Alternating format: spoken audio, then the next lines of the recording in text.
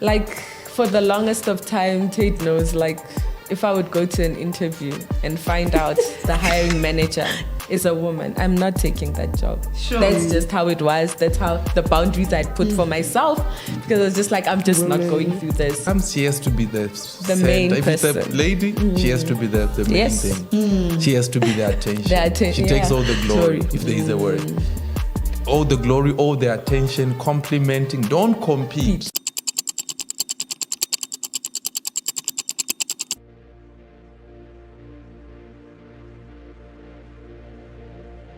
You see, I think it will be important for someone to watch all the previous episodes that we have done. Understand.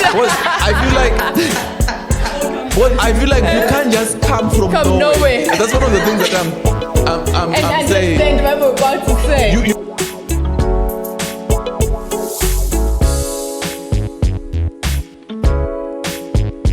Like, one thing I've noted, even when I do, negotiations for mutual separations, I've noted that when you speak to some of these guys, the main thing is Which guys? The bosses, the executives, the higher ups. Their biggest thing with employees is attitude. And the issue of the biggest thing is people want to do their own thing. You are given an instruction and you don't want to comply. He said to me sometimes like when I had issues, I wanted my idea to be heard and stuff. It's like, pals, they don't pay you to be relevant. They pay you to comply. Okay, just comply. That's what they pay you for.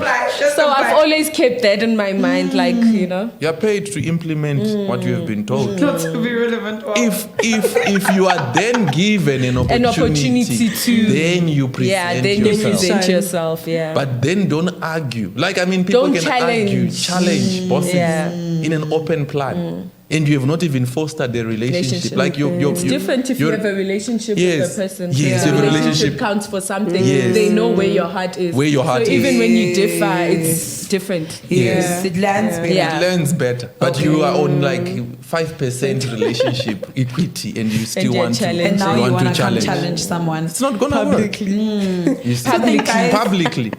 You see? So those are the things that people, and they will not react. They will just use the law to deal with you accordingly. And they won't tell you that this was the actual problem. They won't tell you. You'll just figure it out. You yourself will know what happened. And the challenge is when you try and bring it up, it's because of that day. You will look so petty in the eyes of the law. They'll also be like, you can't prove it. You can't prove it anyway. And they're diplomatic experts. They know. They act like they don't know what happened. But they know. From that day, they know. Everything changed. Everything changed. Okay, so I have a question, right? So let's say, I'm putting in the effort and I'm giving the compliments now. I'm honoring, I'm buying the gifts. But now I'm starting to feel like the boundary lines have been crossed because I'm being nice a lot. I'm being overly nice, right? Yeah. In an attempt to create this relationship. How does one create a healthy relationship with your boss without blurring the boundary lines where now my boss feels comfortable to call me at 6 a.m. in the morning to ask for work, or during the really weekend. late at night or during the weekend? Is it possible to maintain the boundaries? Should I even be thinking about boundaries as a good employee? It just depends. What do you want to do? Yeah, Where do you want to go? It depends what you want for your life. Where do you want to go? Sure. It just depends. If you want to be in the peripheries, like everything, you like everyone else with like boundaries. everyone else, because executives don't have boundaries. Yeah, you can and be we're called talking anytime. Healthy legal things, not shaky things. Yes. So it's just saying someone calling you at 6 to say, "Oh, can you look at this file?" Yes. Or, "Hey, can you just help me put together this presentation?" Not weird things. That's why I'm saying that the mentality has to be right. And the intention has to be right in terms of what you want to do. Because when you have cultivated a good relationship, your boss literally becomes your mentor and, slash friend. Yeah. So you've already crossed boundaries. So, and you are in this thing together. we are doing, Yeah. you see, the challenge that I also have is people, when they are working in an organization, they want to say the organization, it's them versus us. So even the work that is being given, it's part of your KPIs. It's part for you to get a bonus and a raise. So when you then act like you take offense on the things that you are supposed to do well on, you always have resentment towards leadership. So you will find a lot of people when they come in, it's always them versus us. Yeah, That's the wrong mentality, because you always develop resentment. They have said this. Why don't you have this mindset of making yourself one with the organization? We are. This is what we are doing. You see, when you put ownership into any vision, you'll be able to deal in it. When and it invest costs you in it. something, Yes. your heart will be there. And you see, these people, for them I to like be in that. these spaces of power, they've put ownership, they've invested it. And you see, honor recognizes honor. People who have ownership of an organization can tell other people who have also have the same Who care vision. as much. Who care as much. So you can't cheat them. They will know by your conduct. They say when they called you at 6 a.m. Then said, "I'm sometimes not there are available." tests. You don't know. There are tests. They are trying to say when you come in, you are grumpy and you are sulky. They already know. No, this we were considering. And I mean, with corporate is so evolving. It's changing. It is. Positions are opening. Pockets are being opened From up. nowhere. And the thing is, sometimes your boss wants to see, are you the right fit? for So there are them. things that they will test you on. But if you don't have the emotional intelligence to be able to see that, let me just take this for the fall. And as employees, sometimes we're just unfair, to be honest, because even with the whole boundary thing, it's like, they call me after 6, what. Yeah. But you have no problem when you push boundaries with management. When you have to take a day off when you don't have leave days. Yeah. Or when you have to fetch your kids. when you have to somewhere fetch at your lunch, kids when somewhere it's at like lunch and working take time. them that's removing boundaries, but you're okay with that, Yeah. where You you wanna didn't take deserve them a like bonus, but they felt like, okay, no, it's fine, we'll do better Yes. next time and gave it Yes. to you. You don't have an issue with that, but you have an issue, you want to have boundaries, but they shouldn't have boundaries. Yes. So it's And I also like the point of knowing what you want, because I think at the end of the day, that's really going to drive you to say, am I going to be is that this type of worth it? person Yes. you're going to set a 1 p.m. meeting on a Saturday with? Yeah. And I know why I'm doing that. If I have my eye So on it's the something bigger picture. beyond you. Yeah. I really like that. I think I like it really it as helps you well. manage yourself also Yeah. better to say, I want something beyond Pulse, Yeah. Yes. Pulse can do Who's what she's calling doing. me for 1 p.m. meeting on Yeah. a Saturday? And I'll take that call because I want that corner Yeah. office or whatever the case may Yes. be. I like that. But then, guys, question. Now you are dealing with a passive boss. Goodness. Had a boss. This is a practical one for me. A passive boss who is not interested in managing at all, or you find that they actually don't know the job. Somehow they found themselves there. Yeah. They're head of this department. Now you are there. A lot of what you're doing, like on the daily basis, really depends on their leadership. And you'll find some who are really good colleagues, quote unquote, but bad managers. I get you. And then the other one, they don't know the job. They are just like, and then ngapa, you are now getting frustrated in the sense of a lot of my success in this organization depends on this person. How do I navigate? through that? Yeah. Yeah, that's an interesting one. And I think one thing that can help you is, remember, you, as much as you have a line manager, but you don't work in silos. Yeah. I think also try and develop other leads. You have to. In terms of having relationship with other leads who are also over strategic, involvement or interest in what you are doing. In But the you need projects, to yeah. you need to navigate that space But you have to very well. You have to navigate it very well. Wisdom. But you should never show that line manager who you say they are not doing well. They don't know what they're doing. They should never for feel one that. day know that make them feel that they are not doing well, and you should never show them their frustrations.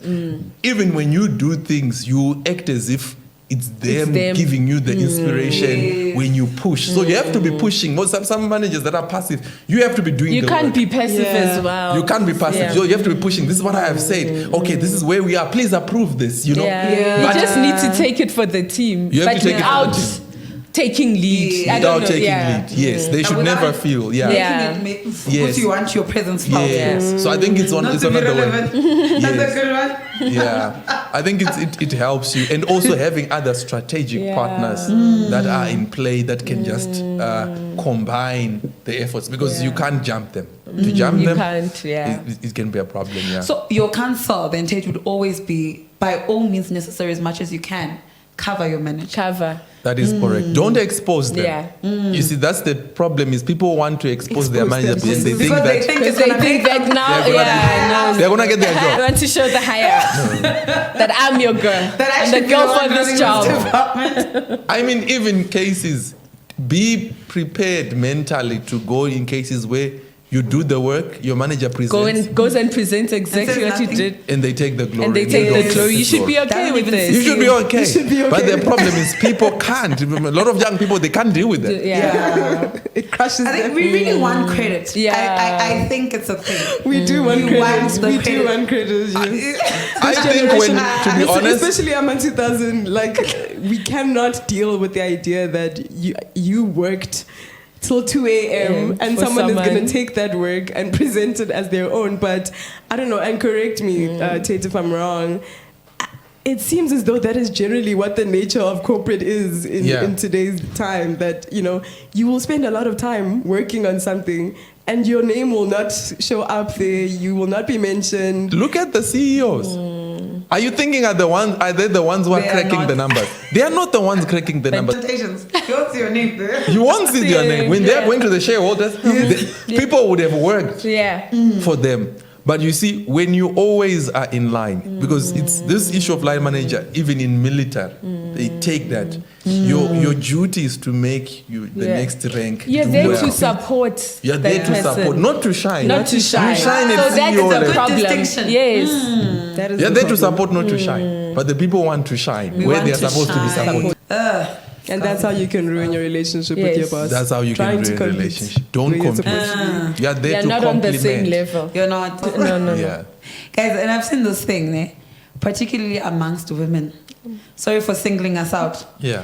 No, But I've I'm seen good. this thing particularly amongst women where there's a lot of feeling threatened. There's a lot of sabotage. There's literally a lot of down shoving. And it's almost as if, I don't know whether it's a conditioning that we have, Tate, and you can come in here, even Paul, to say we're almost conditioned to feel like we need to be the only ones in the room. And it affects our ability to relate to one another. Because now I have a female boss. When I come in, she sees me as a threat, and I see her as somebody who's never gonna lift me up. Yeah. So yeah, she's a barrier to me. She's a stone problem that needs to move. To me, also, I'm a problem because I'm a threat. Now, as women, knowing everything you know about us, It's like a cat fight in corporate. Yeah. In corporate. what should we be doing better? Yeah. As a fellow woman. To be honest, I don't know. And it's but such a common one as it's well. a very So common tough, one. guys.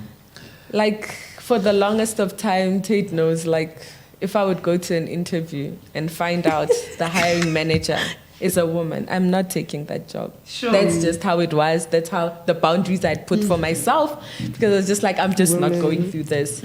And then lo and behold, I had this nice job, like, you know, management job, blah, blah, blah. And then I had reporting to a nice VP connected like this. Everyone would just be like, Palesa's dead, because, you know, he was just, that's how he was to me.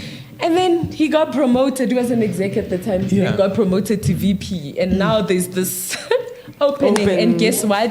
It's a woman. They appoint a woman.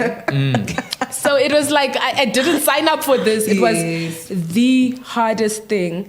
And it's not like it was the most nicest of women. So my introduction to a woman manager wasn't really nice. It wasn't nice at all. And I think with women, what I can tell you is just don't compete. Yeah. That's just, it's That's like, bad. just don't compete with your line manager. Women can actually be the best managers if they feel like you are on their side. On their side. Yeah. They can be the best managers if they feel like you're on their side, if they don't feel threatened and all. And I have to say, like, that was my intro to a woman manager, but I then got moved to another. In the same organization, another woman manager, and it was so different. I was like, no, this is not real. This lady is pretending, man. Something is off. Yeah. And she did not feel threatened. She was the loveliest person, uplifting. Like she literally was like one of the best managers I had, and she was a woman. And like it just opened up my mind. It's really not like that throughout. Like it's really not like that throughout. It depends on personalities, and also with women there are a lot of emotions and things involved, so you need to be very careful. But the way you present yourself really determines the relationship. Women can be very lovely if you make them feel a certain way, but others don't need you to make them feel like that. They already are like that, and maybe it comes with experience in corporate, with growing in corporate, and they've learned all of that. Like even now, like I moved on and like reporting to a woman, it's just amazing. Like since my intro, my baptism to women management, I've always been reporting to women, and they've just been lovely. So I think it depends.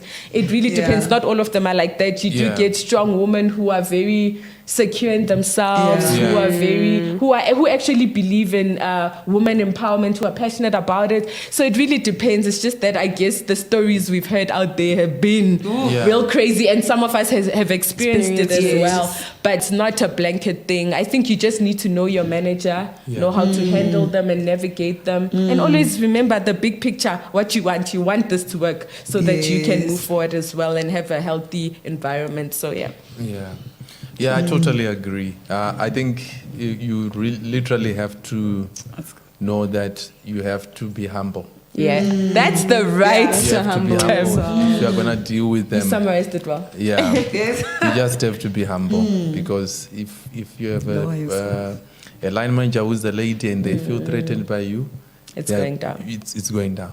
Yeah. You're going to face something that you've never seen, They will take it personal. It's personal. So I think it's up important. to you to present You yourself. literally have to. I mean, you have to be a cheerleader. Yeah, because that's right. Because even in that team, like the incident I'm describing where it wasn't lovely. So I'm someone who really loves self-introspection. Like I think at POP we were discussing it, and I was just like, I then saw that there were other girls who were doing well. Like the relationship was good. They were doing well in their career, and we are all managed by one person. So clearly something I'm not doing that they are doing. Because if she was this mean person, she'd be mean to all of us, and everyone would be experiencing the same thing. So what's different between me and those other girls? And I saw it was honor, cheerleading. Making sure that you make her feel like I'm here to support you. I'm here to. I've got you. Loyalty. So loyalty. Exactly. So it is what it is. We have to be loyal in those spaces, and I think it's key. I mean, I've had clients where, you have to know you're dealing with other ladies. So if your boss comes, she has to be the main if person. it's a lady, she has to be the main thing. She has to be the attention. She takes all the glory, if there is a word. All the glory, all the attention, complimenting. Don't compete. That's the challenge. I've had clients where they are trying to compete. They are trying to talk. If she went to Dubai, I went to Spain. I went to Spain. She's driving this My husband. You are also trying to do this. I mean, so when they see that, you are trying to compete, and sometimes you are doing better, we now go into the work. So it should never be about that. Sometimes you have to literally humble yourself, and sometimes understand your position. Like you take a little bit away of your glory so that they can shine. Give them a little light of mine and give it to them so that they can shine this more. Little light of mine. Yes. And what if you're not competing? You're not trying to step on her toes. You just trigger her insecurities. Like, let's say for example, something as simple as you're doing a presentation and you do well, and this is now in front of other possible bosses or other colleagues, you're getting showered with compliments, and you've done everything you can in that moment. Have you Tate identified that she has given you the platform? Opportunity. Okay. So how do you Things counter as small as insecurities? recognizing You recognize that all thank of you this. for supporting me and showing me the And way when they are this showering you with compliments, you must be able Give to them say, back "It is my, my boss." boss. Wow. So you literally It is so intentional. It has is to be intentional. So intentional. You can't be on autopilot. I'm can't. seeing here. And one of the things that I would advise And that's people. knew all of this. sorry to cut you there, Yeah. but that's why you see women bosses, execs and whatnot in their teams. Mostly people who do well are men. I don't know if you've noticed that the men, because with men it's like, even if she's like, oh, my meeting is running over, my kids are not fetched from school, the guy will go They'll and fetch the offer, kids. they'll But offer. as a girl, Yeah. you're like, no, that's not my job. I'm not her Yeah. PA. Blah blah blah. Like it's those small things that if you are doing, people can see your heart. Yes. In all of this, you're just trying to show your heart. heart. So if it means you have Wow. to do certain things to show your heart that Wow. I'm just here to support you, I'm genuine, I'm not trying to do nothing. So yeah, it's And the thing is, just to answer even your question, is when you see that sometimes you have a boss that doesn't really know what you're doing, you're a specialist and you know how to do well. And you know that you can't then just randomly say when you've done a presentation, that boss doesn't know Python or doesn't know R. Yes. You can't then just say, it was my boss. The boss will try to see that you're just trying to make cheap shots. But what you can do is you can create a scenario, right, where you know exactly that, okay, Ara has to deal with this. You create a scenario and then you go and ask your boss, and then you ask them, what do you think? You ask them, even that presentation, you Can I ask present in them, front of what do you you think? before? Can I present in front of me? Can we do a dry run? Can I do a dry run to show that you are someone who's willing to be tutored and to be under someone's leadership? That's what you do.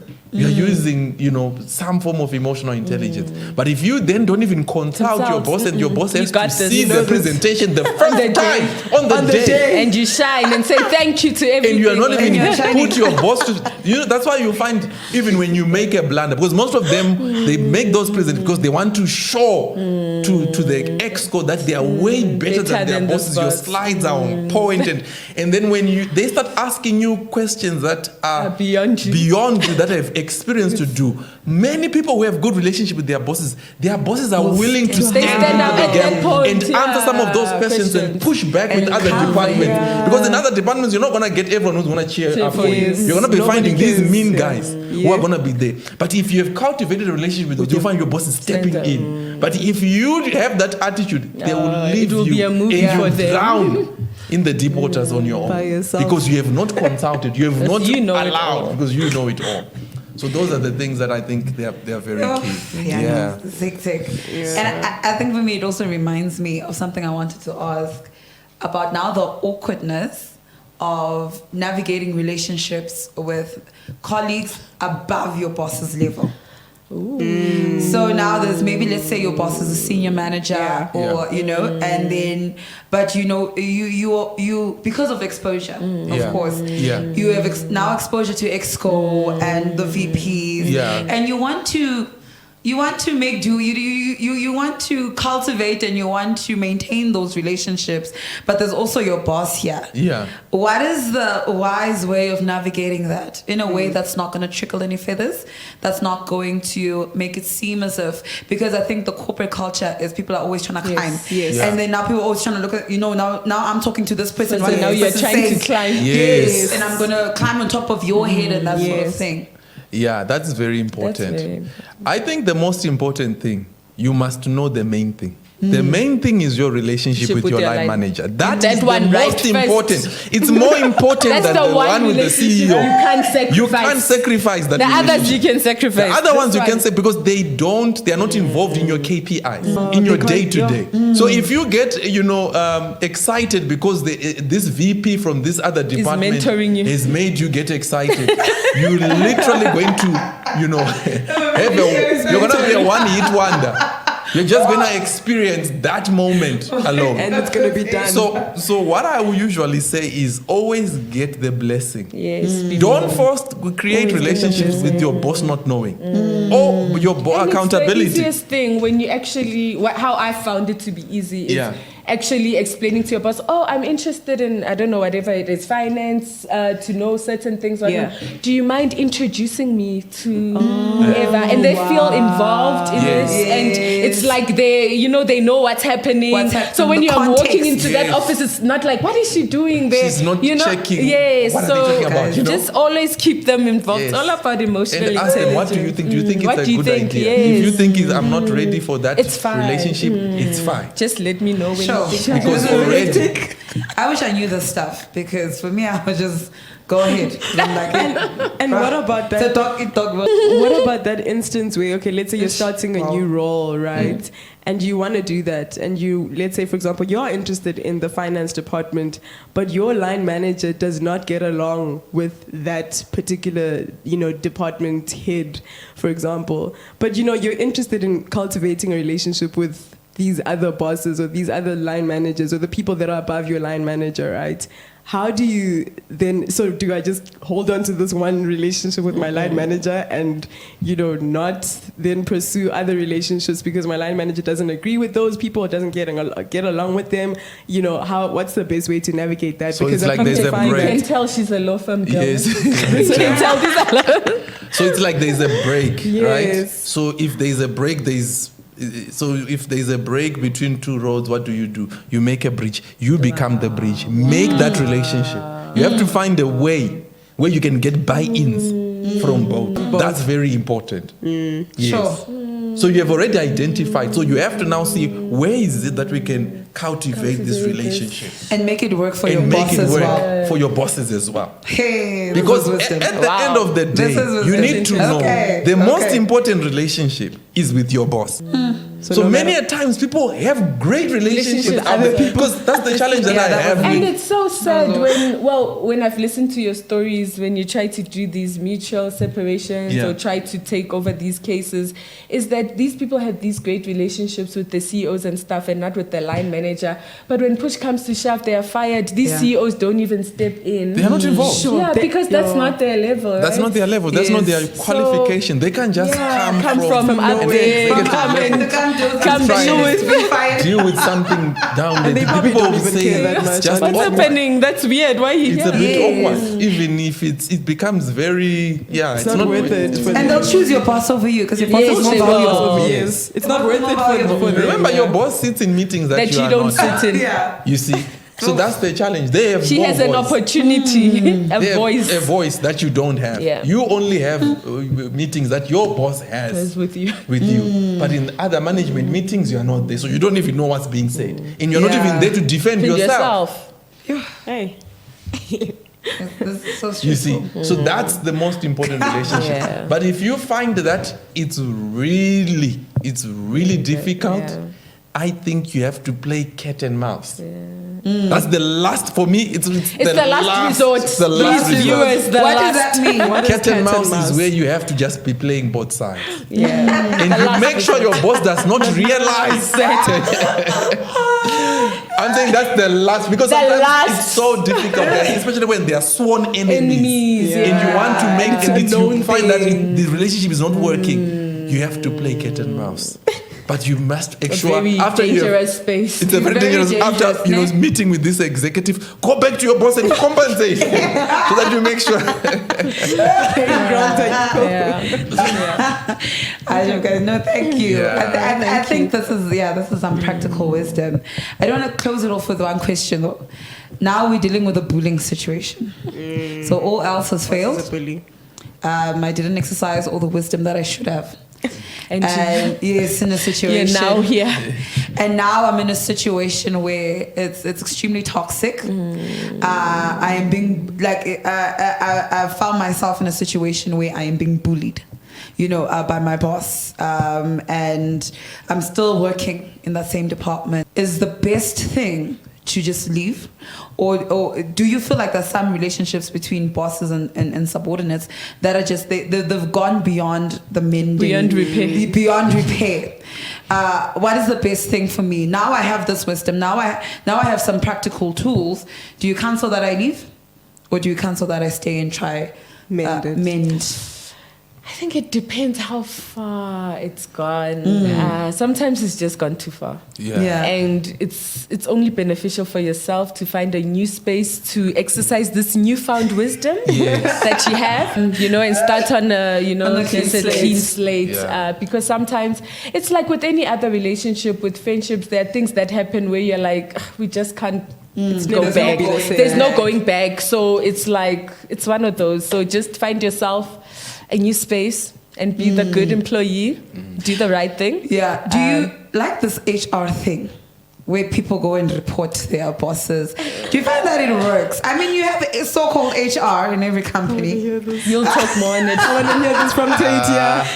Should we go to HR about our bosses? To be honest, it just depends with the cultures. Sometimes it's not a lot of organizations. Right, there are certain organizations that are so into that are people-centric. You've worked in I've worked in one. Yeah. Like that really, they really protect employees. If someone reports that that they're not being treated, they take it seriously. They'll take You're them right, seriously. It depends. But majority,